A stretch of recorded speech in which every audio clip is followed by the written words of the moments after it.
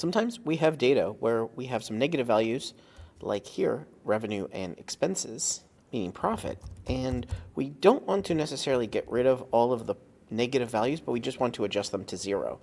So how do we do that? We're going to equals if, and this logical expression is only going to be true or false. If D2 is less than 0, then if that's true, we want to adjust it to 0. If it's false, we just want this exact number.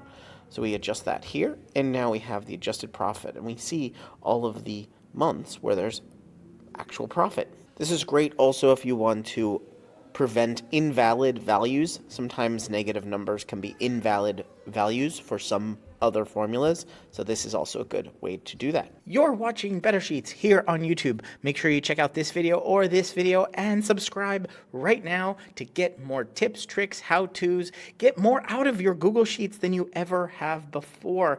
I'm excited to be making a ton more videos here. Ask me questions down in the comments and I will answer them in future videos. But for right now, right here, one of these videos is going to be your next Google Sheet.